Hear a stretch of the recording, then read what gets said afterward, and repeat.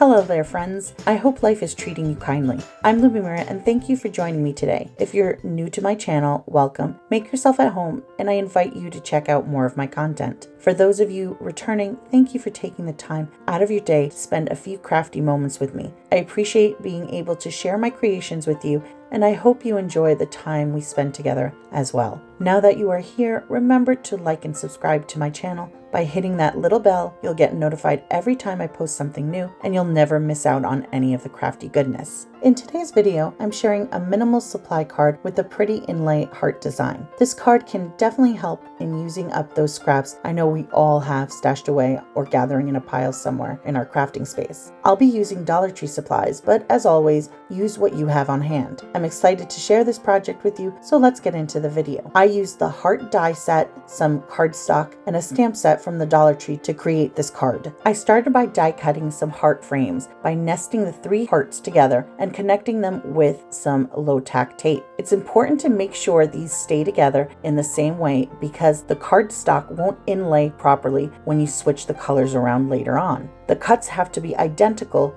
for it to come out. Now, technically, if you haven't separated your dies, you could run them as they are straight out of the packaging.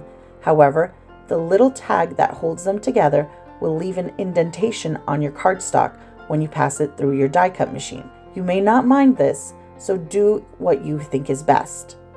I die cut all my pieces off camera. Besides the frames, I also die cut several of the largest hearts so that I had a base to build the frames on. This part of the process is really therapeutic. If you love puzzles, you're probably going to enjoy putting these together. The way in which you put them together is all up to you. I decided to assemble the hearts so that the same color never touched and that each color was used once in each heart. I used liquid glue to attach each frame, starting with the largest and working inward. I used hearts to make this project, but you could do this with almost any nesting shape you have that has some sort of straight edge.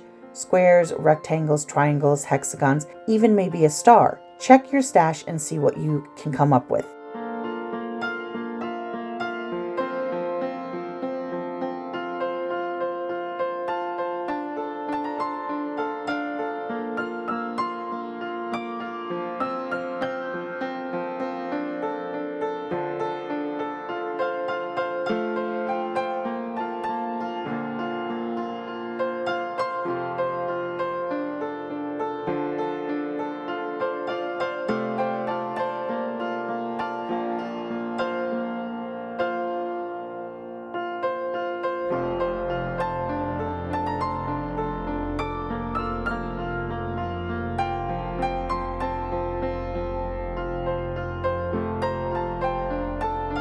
To arrange my hearts, I used Glad Press and Seal wrap. First, I placed my hearts down on my mat. I used the grid to space them evenly and straight. I put some tape runner on the back of each heart so it wouldn't move around. You don't want anything with too strong of a grip, but enough to hold the hearts temporarily.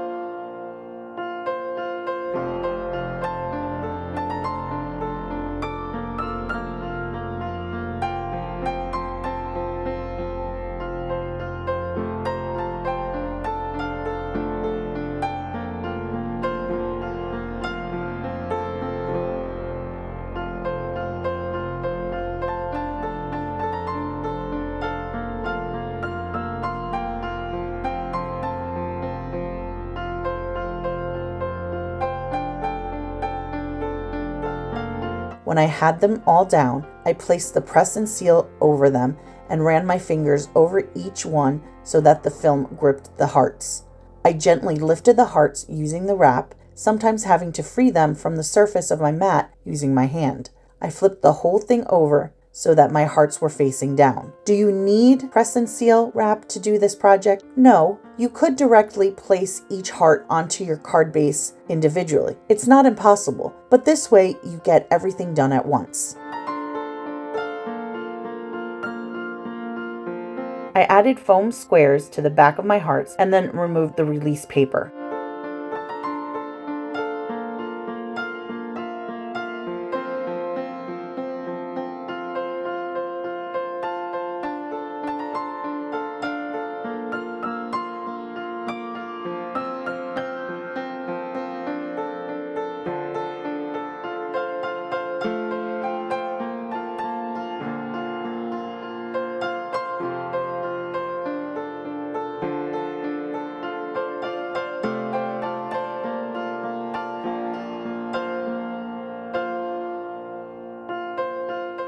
Since the Glad wrap is translucent, I can see my grid through it and I can align my hearts and card panel before attaching everything together. I kept my heart straight and lined up the card panel about 1/4 of an inch to one side of the hearts. Then I pressed the card panel into place over the hearts.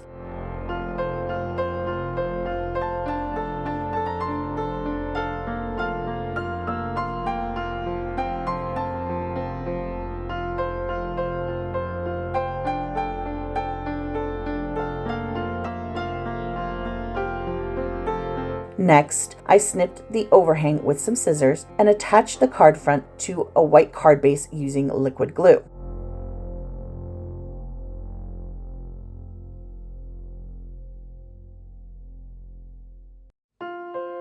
I'm almost done with this card. I just have to add a greeting. For the sentiment, I chose "You're the Nicest" from the Bee-themed stamp set. I really liked the combination of print and script font in this greeting. I wanted to heat emboss this sentiment, so I prepped the area with an anti-static tool and then stamped the word in black pigment ink. Pigment ink stays wet for a little longer than dyeing, giving you time to add embossing powder over it if you wish.